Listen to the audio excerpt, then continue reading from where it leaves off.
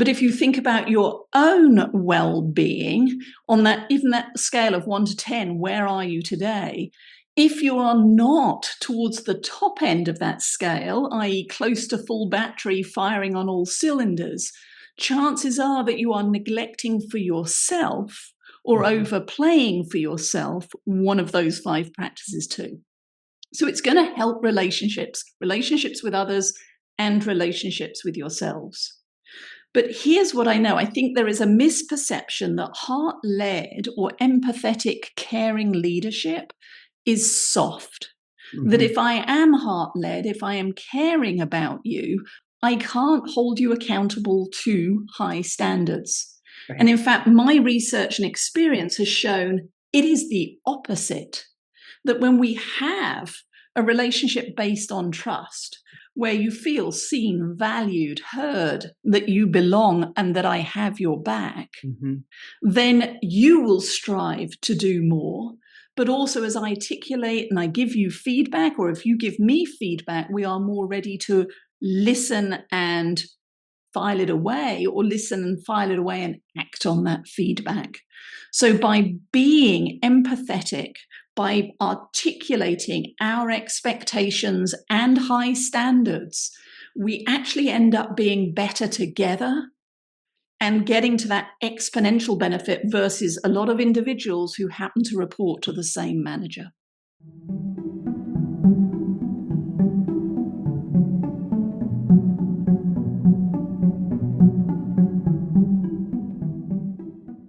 So welcome, folks. Welcome back to the Executive Exhale podcast. I am happy to have Morag Barrett here today. She's a guest that's proving that success in business isn't just about what you know, but it's about who you know and how you connect. And she's on a mission to transform workplace connections. Her Morag has helped more than 15,000 leaders across 20 countries. That's impressive. Transforming their workplace relationships from sources of stress into catalysts for success. She's the founder of Sky Team, a best-selling author, and was handpicked from over 16,000 candidates to join Marshall Goldsmith's prestigious 100 Coaches group. Amazing. When she's not transforming workplace cultures on 6 continents, you might find her enjoying a proper cup of tea, because she's British after all, or sharing insights from her latest book, You, Me, We, Why We All Need a Friend at Work. And by the way, the link for that book will be down below in the show notes for you all. Join us as we explore why 75% of employees say interacting with their boss is the most stressful part of their day, and more importantly, what we can do about it. Welcome to the show. Thank you, Tammy. I don't know, listening to one's own bio, it is a mixed experience, but it leaves me exhausted, which connects nicely to the theme of the podcast and wellness, because overcoming exhaustion and the hustle mentality that seems to overtake us all is key. Yeah. I always start with folks getting to know you a little bit, sort of what your experience is, what your life experience has kind of brought you to this place where you are right now in the work you do, and why you do the work you do. Oh, wow. Well, so I am British. Big question. I know, it's a big question, isn't it? And as you shared in the introduction, I am British, so I do enjoy a good cup of tea, either an Earl Grey or a Lady Grey in the afternoon. However, I have learnt to start my day with a strong cup of black coffee in the morning. So I'm embracing my English roots, where I grew up and actually was aspiring to be an engineer as I left high school. But ended up in finance because there was a chapter in my economics class on how banks create money, which fascinated me. Turns out the banking industry is nothing like that chapter in economics. But I spent 15 years lending millions of pounds to all sorts of different companies and different industries, focusing on what they did and how they organized. So balance sheet, cash flow forecasts, etc. And it became apparent to me that the difference between those that were successful and those that were just or unsuccessful was whether or not they also paid care and attention to how business gets done. So who we are as individuals within the team and the organization, but also how do we relate? Because I'm sure we can all relate to the fact that we all turn up to do a good job, to do our best work. That's our goal. But when mistakes happen, when our goals are challenging, or when maybe the economy is challenging, that's when the friction between people and teams comes to bear. So that was my next pivot into the relationship side and leadership and executive development. So since then, 3 books, 3 sons. They are all now 6 foot tall and off my payroll. So successfully navigated that transition. And when I'm not helping leaders around the world to remove the junior high from their workplace, I am an occasional ballroom dancer and classical musician. So there you go, Tammy. Where do you want to start? Wow, that's such a great, such an interesting background. I also have children, but mine are still in that transition. We're still transitioning from teenage life, high school, post-secondary. My daughter's Mhm. engineering, which is interesting. So you share some interesting thoughts there. I really want to explore this notion of connection crisis because you talk about this. And from a wellness perspective, I have personally seen this as an executive where people are very disconnected in the office often, and it creates sort of a workplace crisis or a connection crisis in the office. I want to kind of explore what that means to you when you talk about that with folks and why it matters now more than ever to explore these things. I mean, you kind of alluded to it in your intro, but I'm wondering if we can go just a little bit deeper on that concept. So, as you mentioned, my third book, You, Me, We, Why We All Need a Friend at Work and How to Show Up as One, talks about the concept of how do you show up as that friend, that ally for others, Right. but also, as importantly, how do you show up as a friend and an ally for yourself? It doesn't mean you turn into a yes person, taking on everybody else's workload and challenges. Mhm. We need to set guardrails for our own health, happiness, and well-being. But You, Me, We was actually born out of my first book, Cultivate the Power of Winning Relationships. And you asked there, why is this so important? It's so important that I've just released the second edition of that book because all of the research shows that, and you only have to read the headlines to see how fractured and disconnected we are in the world. Mhm. And it hasn't been helped by the pandemic, but that's an easy excuse to point a finger at and blame. But what we know from our research, what we know from research around the world is the quality and depth of our relationships has a direct impact on our health, happiness, and productivity. And Dr. Vivek Murthy, the retired Surgeon General of the USA, described the loneliness that many of us experience at times as an epidemic. Yeah. And from our own research, 20% of leaders say that they have no friends at work. As we move through our careers to more senior levels, that gap gets even bigger, especially for women and people of color. Mm. And if you think about it, on our good days, maybe we're fine going solo. I can, water off a duck's back. But it's when things start to go haywire, when we may find ourselves on the job market, that we need our friends, our colleagues, our allies even more. So the time to invest in our relationships is ideally starting from today if we haven't been doing it thoughtfully and deliberately until today. Yeah, I think a wise person once said, "The best time to plant a tree is today. Don't wait." Yeah. Or Right. even better, 10 years ago. But Yeah, worth exactly. second to that today, absolutely. It's never too late. Yeah. That speaks a lot to the we're wired. We know this from a biological sense. I mean, my background's in public health and emergency management. We're wired for connection. We're wired to Mhm. be connected to folks around us. And you are correct, and I think it's something that we're seeing very much post COVID is this notion of separation, even because of these boxes that we're talking on today, is this notion where we don't have that in person. So how do then we start? How do we start leaning into that empathy, leaning into community? How do leaders start to move in that direction so that we can start to improve that sense of community and reduce the sense of isolation that leaders often struggle with? So slowing down and creating the spaces in which to connect. So Mm, I will admit, before the pandemic, before the forced move to Zoom, Teams, etc., I was a real skeptic of virtual delivery, facilitation, or virtual relationships, though I did right. have a pen pal when I was a child, and that was a virtual relationship, just analog on paper. Right. But here's what I've learned: some of my newest and deepest friends I made through the power of Zoom. And Mm-hmm. it was an intentional shift on my part to lower the professional mask, to choose to share more of my journey and my life story, and to ask for and offer, but also take help when provided by others.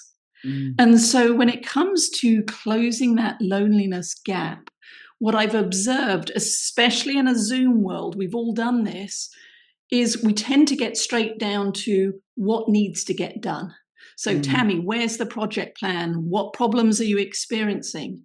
And slowing down just to take a minute or two to check in and say, how are you doing? What's Mm. brought you joy since I last saw you? What successes and wins have we had? Okay, now let's move to the business decision at hand. That can be enough to break down the veneer of fake perky that we've all done, that especially the camera can disguise. I love that very simple concept of just connecting at the front end, just having that human moment at the front end before diving Mm-hmm. into the work. Such a simple exercise that everybody can take on and consciously take on. You asked the question, you have a powerful reframing from the work of the research I've done on you is that you asked the question, do I have a friend at work? But the question could be also, am I a friend at work? So what changes Mm-hmm. when leaders start asking that question? So, the Gallup 12 questions that some of your viewers and listeners may be familiar with has 12 questions that Gallup have been asking to determine employee engagement. Right, And question 10 is, do I have a best friend at work? right, And they get the most pushback on that question. I remember when it first came out thinking, oh, I'm in banking. I don't have time for friends, walk it off. right, But their data shows quite clearly that there is a clear correlation between answering agree and strongly agree that I have a friend at work and higher engagement, along with the other questions. right. But the other challenge I had with that question is that it's passive. It allows me to sit back and go, well, no, I don't have a friend at work because Tammy gets all the best projects, or Tammy got the promotion I wanted or deserved. No, I don't have a friend at work. Mm, Which is why in You, Me, We, which I wrote with my best friends at work, Eric Spencer and Ruby Vesely, we reframed the question of, am I a friend at work? right. But with two key caveats. It's not just, am I a friend at work to everybody else, which runs the risk of becoming that doormat where everything comes our way and we just increase our stress and anxiety. It's, am I a friend at work for me? Am Mm, I clear in articulating my dreams, my hopes, my aspirations? Am I clear in setting those guardrails not to keep others out as to when I'm available to work, if I'm available to pull an all-nighter or not? But those guardrails are really for my benefit. So as people encroach on them, I can make a choice to either allow them to step over it and for me to lower that guardrail, or for me to re-articulate it and say, Tammy, I appreciate the sense of urgency. I have a commitment tonight. However, I'll start early tomorrow. Or, here, Tammy, I understand the priority. However, this week I've got X, Y, and Z. What should I reprioritize in order to give that the care and attention that you're asking for?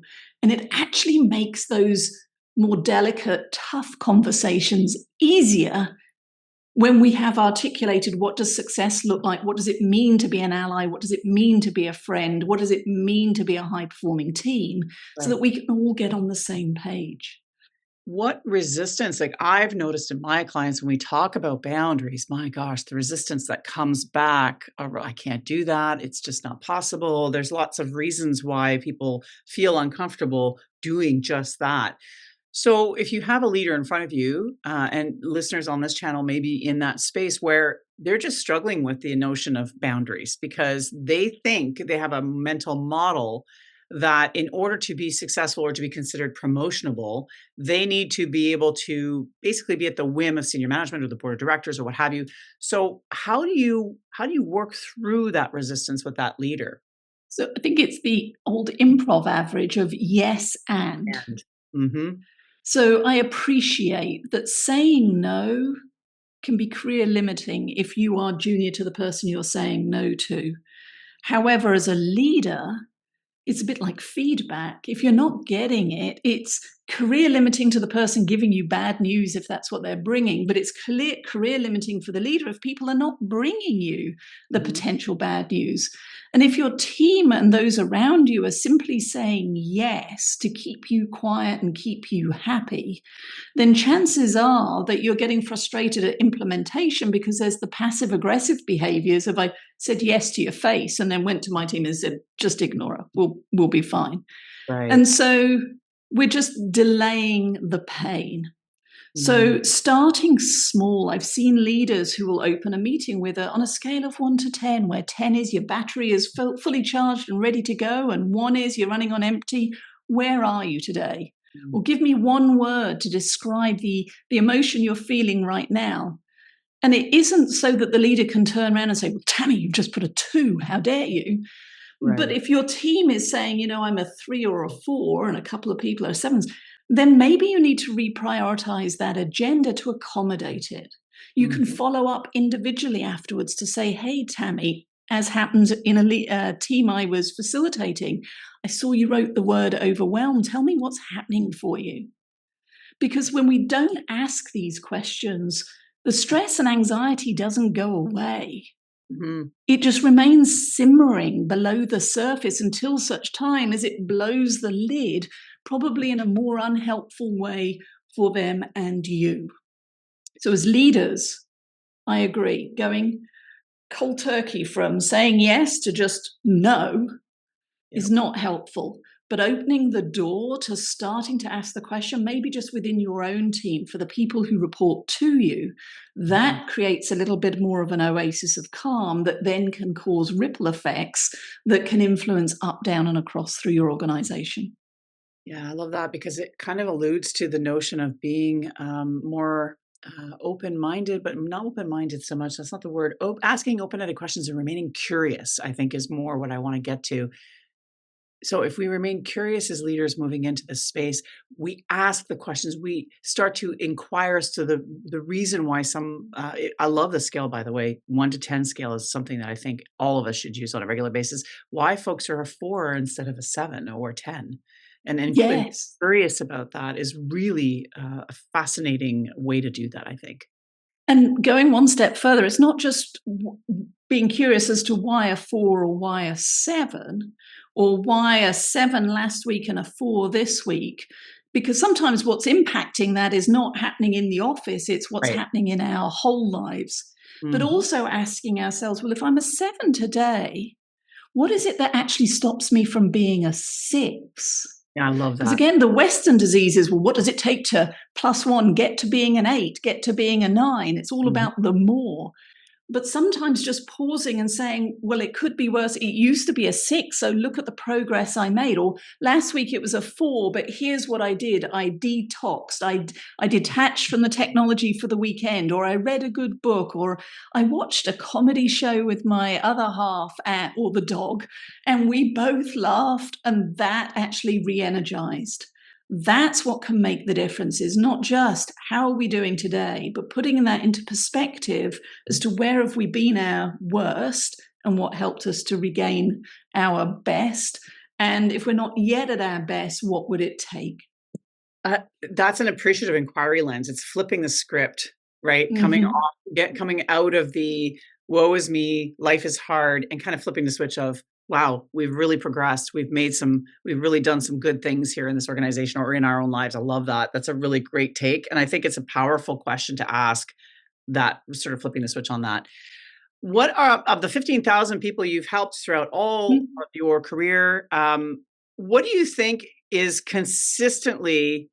what are the patterns that you've noticed that consistently are connected to those strong, connected, high-performing teams? We've kind of alluded to some of it, but is there even a deeper way that we can talk about this? So I think there is a deeper way. There is an assumption that because I have a high-performing team, or because I've worked with somebody for 10, 15, 20 years, that we don't need to continue to have the conversation of how is it going?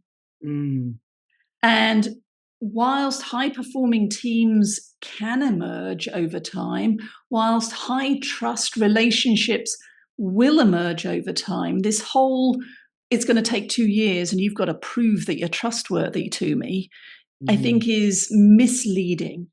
And we can accelerate that journey by slowing down and having the conversation and the regular check-ins of what's working. When I'm at my best, what do you see me doing? When I'm at my worst, what's getting in the way of my success? And by the way, Tammy, what's one thing I can do to help you or to help us to be more successful together? Especially as we move through our careers and maybe move into new roles, new seniority levels, the implicit and explicit rules of engagement change. So unless we actually have that conversation to reset and recalibrate, we can be working at slightly misaligned understandings and expectations, which over time only end up getting bigger and causing the very rifts that we're trying to close and avoid. One of the things that I'm fascinated by and a little bit concerned about is this. I'm going to call it I don't want to bring geopolitics into this particular site because that's not what I do on this channel. But I think it's important to note that there's an old thinking that empathy somehow is weak, or we don't have time for empathy. We don't have time for compassion, that we need to sort of stick to the head and get out of our hearts. I'm the opposite. I'm all about connecting the head and the heart, because with that heart-led leadership, we know, in fact, the evidence and the data shows it, we have increased performance. We have all the things that we're just talking about here. I'm just curious about your perspective around this. As leaders, I feel like we're in a place, in a space right now, particularly in North America. I'm going to include Canada in that, where I think leaders are going to have to show and demonstrate some courage when expressing their empathy muscle, if you will. Some thoughts on how we can encourage our fellow leaders out there, don't care what gender, don't care what background, as they step into this space of being compassionate, of being empathetic, of connecting with the folks in the office, that it's not seen as a weakness, but as a strength. How do we support those leaders given the circumstance of what's happening right now? Wow, it's a big question. So I will direct everybody to just start reading some of the work by Dr. Brené Brown, because as she points out so clearly, empathy, heart-led leadership, it's not soft. It actually takes courage and vulnerability, which happens to be one of the 5 practices, courage and vulnerability, within our ally mindset and ally mindset profile. So before I answer the question, I'm going to pause right here and invite everybody who's listening, if you're curious, please do take a complimentary ally mindset profile, and you can find that at SkyeTeam, SKYE, team.cloud/you-me-we. And that will give you some clues twofold. One is how you might be being perceived or misperceived by others by going too much or not enough in one of those 5 practices. But if you think about your own well-being on that, even that scale of 1 to 10, where are you today?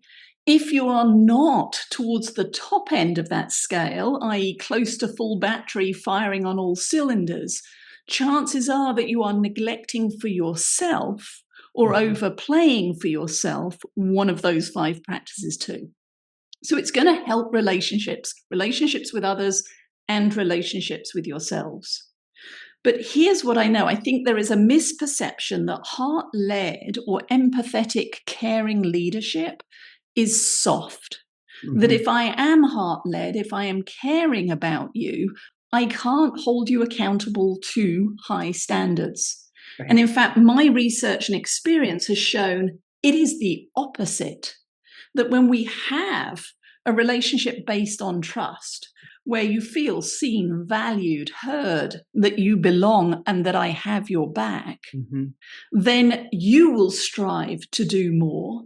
But also as I articulate and I give you feedback, or if you give me feedback, we are more ready to listen and file it away, or listen and file it away and act on that feedback. So by being empathetic, by articulating our expectations and high standards, we actually end up being better together and getting to that exponential benefit versus a lot of individuals who happen to report to the same manager. Couple of things that comes to mind when you speak about that. And by the way, just so you know, folks, the actual link that was shared will be placed also in the show notes and probably on the screen if you're watching this on YouTube. The other book is The Leadership Challenge. The other folks that I'm really a big fan of is Kouzes and Posner. And the fifth principle is encourage the heart. And that's exact same content in that particular chapter talks about the importance of connection and how powerful it can be, not just on performance, but overall culture. And also from my experience, when you experience burnout, it's likely because you have disconnected yourself in some way from either your broader community of family, friends, etc., or your work community, but you are lacking that connection. And so your resilience just degrades over time. The other thing I really love that I want to pull out is the notion that every single one of our behaviors, whether they be strengths every one of our strengths, when overused or underused, can become essentially weaknesses, right? And I love the phrase that you used of dialing up or dialing down, because to me, it feels like that. For example, for me, one of my strengths as a leader was assertiveness, but when dialed too high, it becomes aggressive. And so I had to learn, I had lots of walls around me for a variety of reasons, for anyone who knows my story. But as I started to progress in my career, I would be told, you have potential, but I was too aggressive. And so it was only when I learned to dial down the aggression to become more assertive, but in a productive, respectful manner, that I became executive material. So I love the fact that you brought that piece into the questionnaire here around dialing up or dialing down. If leaders are now either listening to this or are reading your book, what's a meaningful action today that they can start to foster connection? You talked a little bit about this, but what today could they start doing? What's the one thing you would tell them? So express the gratitude. And I'll give you a quick example here. So I want you to think about, and we're going to do this for reals, Tammy, but everybody listening, I want you to think about a colleague, whether it's a boss or a peer, somebody you would jump at the chance to work with again. So who's coming to mind for you, Tammy? And what is it about that person that makes them special and memorable? Man, I've got several of them, but the one that comes to mind currently is a coach colleague of mine who did the exact same thing I did. She left her public service job early, pulled the retirement plug early, and became an executive coach. And I kind of followed in her footsteps. And she's been a mentor, coach, and friend. Okay, so a mentor, coach, and friend. And everybody listening now is thinking about somebody that they would jump at the chance to work with again. And I've asked probably those 15,000 leaders and more that same question. And occasionally I'll get a little pause of like, well, what's the catch? But here's what is clear. Every single time I ask that question, that what we remember about that person is rarely how smart they were. It is rarely how good they were at wiring a plug, the technical skills. Those do enter the table, but they're table stakes. But what truly makes a colleague memorable is how they made me feel. They mentored me. They took a risk on me. They saw potential in me before I needed to. They gave me the feedback that I was being too assertive and it was being misinterpreted as aggressive, whatever it was. Right. So the first step is, right now, I'm going to dare you, double dog dare you, everybody who's watching or listening, I want you to send a message to that person right now on LinkedIn, by email, by text, a message to the universe if you can't get in touch with them that says, hey, I was listening to the podcast and they asked me to think about an awesome colleague and I thought of you and here's why. Yeah. And I guarantee the replies that you get, I get goosebumps just thinking about it. When I do it in the leadership programs I run, or if I do it as part of a keynote, I will stop the keynote as people are getting replies to hear the responses. So how do you make deposits into the relationship? It's by acknowledging that I see you. And you shared the statistic right at the beginning that 75% of employees, this was a McKinsey survey, said that interacting with their boss was the most stressful part of their day, and that they would describe their boss as mildly or highly toxic. Now, think about it. That means on those statistics, all of us are either the stressor or the stressee. And none of us get up in the morning thinking, can I be seen as mildly or highly toxic? So the way to change it is that heart-led approach that you mentioned earlier. It's pausing to check in on how people are doing, not just what they're doing. And in You, Me, We, I have a 3-step process to help people build that into every single conversation and transform relationships one conversation at a time. This has been an excellent conversation because I feel as though everything you're bringing to the table is just so powerful. And I would encourage people to go get her books, really connect with her websites, because this is such important work, because coming from the space of burnout, part of the recovery for burnout for me was learning to reconnect to the parts of me that I felt disconnected from, and the heart was one of the first places I needed to go. And as leaders, we spend a lot of time in our heads above our neck because we're very logical. I'm generalizing here, but for the most part, we're very logical, strategic minded, thinking about the next phase of the business or our careers. And we rarely get into our bodies, our somatics, and in our hearts to regulate ourselves. And I feel like everything that you're talking about lends itself to reconnecting to our hearts, reconnecting to our bodies, and having a more holistic approach to our own wellness. And again, I'm going to say, I love the fact that you're pulling out that this isn't just about the organization, but it's really starts with you. And if you can somehow figure out how to create your own wellness space, that you will eventually also enable and support the Empower others. as a whole. I mean, I think that's what we've been getting wrong with the whole engagement work that we're doing in organizations. We're trying to solve for the whole versus helping and empowering each of us to solve for ourselves. Because we arrive on day one of a new job, engaged, excited, wanting to do our best. So what shifts? And I know from my own burnout experience, Hugh Jackman was part of my solution. But here's what happened. It was the year we were writing You, Me, We, and my commitment to my team, Eric and Ruby, was that I would own making sure that the book got birthed. And they were running our consulting company, the facilitation of the leadership programs that we do, executive coaching, and so on. But I mentioned there are 5 practices of being an ally, of being a friend to ourselves at work. And I neglected myself. So the first is abundance and generosity. And that is my default operating system in the world. And I allowed it to go too far because I kept saying yes to everybody. Because in addition to writing the book, and as you know, that's a big commitment, I was saying yes to big client projects and managing those as I go along. Right. Connection and compassion is the next one. So abundance and generosity is about helping others to be successful, helping ourselves. Connection and compassion is about getting to know the human behind the job title. So as you heard in my introduction, I have 15 years in finance. If you don't take the time to be curious, you may mislabel me or mispigeonhole me as just being the leadership development, the executive coach that works with 15,000 leaders around the world. You don't know yet that I'm a dog lover and in between dogs, etc. But when we make that connection and compassion, that empathy-led leadership, then we get to courage and vulnerability.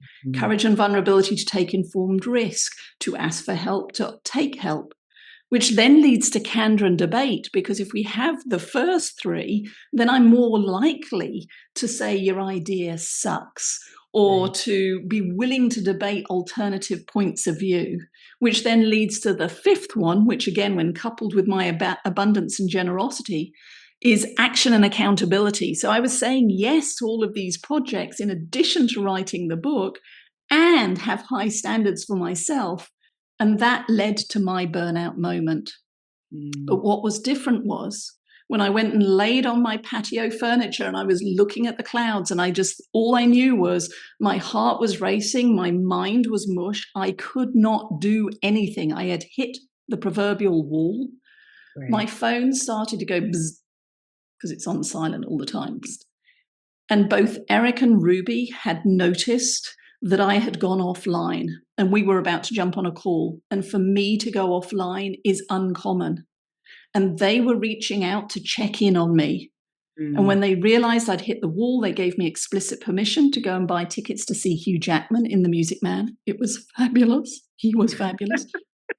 But my question for people here listening to this is, if you were to hit the wall, If you were to go and lie on your patio furniture, close to tears, whatever, just stressed out, who's your Eric and Ruby? Who's your best friend at work? Who would notice? Who would care? And if the answer's nobody, now's the time to definitely read Cultivate and You, Me, We, or connect with Tammy and me on LinkedIn, and we'll be your friends at work, because otherwise your health and your success, your happiness in the world is at risk. We know that as we age, the less connections we have, the more ill we become, and the younger we die. That's just a reality of it. So establishing connections is literally going to save your life. Yeah. Literally going to save and extend your life in a positive way, in a holistic way. That's a very interesting take. And I remember, if I reflect back on when I was experiencing my second burnout, and it's when I shifted my career, I did something very similar, sitting outside, drinking far too much alcohol. And I really didn't have a lot of people I could depend on. And it wasn't that I didn't have friends, but I didn't have close connections because I had established such walls of self-protection around me. It was as if I had built my own prison. It's what it felt like. I'd built my own prison and wasn't allowing that connection with other people because of my own history. Oh, yeah. And it was only when I started to break down those walls through therapy, through somatics, through reading books such as yours, through connection and talking with hubby, talking with some of my friends about it, finally opening up and becoming vulnerable, was when these other relationships started to grow. And I have to say that I really, really want to encourage people to go ahead and read your book because, and for a variety of reasons, but here's number one, is I only started to not only overcome burnout, but also start to really feel whole and establish those relationships with people that I consider now my lifelong friends in this world, was when I started to break down those walls, when I really started to connect to who I was and started to put those boundaries up and start providing self-care and really and allowing and enabling vulnerability to come forward. That was the only time that in my entire some 50 years on this planet that I started to really see that shift go from being in preservation self-protection mode to all of a sudden now I have, dozens of friends and half a dozen that are really close. Like there's 4 people that I meet every other week now that I didn't even have in my world 2 years ago. Isn't it amazing? And I'm the same. I'm in British, stiff upper lip, nothing to see here, walk it off. And raised that professional life and home life were separate. In fact, in banking, the number of times I was told it's not personal, it's just business, I could have retired.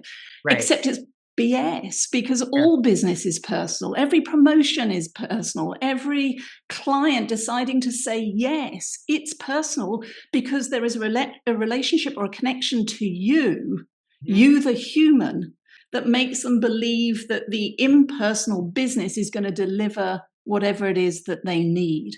And so taking that moment, and I've learned the same in the last 15 years, to merge the two, i.e. to share more of my personal journey, not keep them at arm's length. And you know what? The sky did not fall in.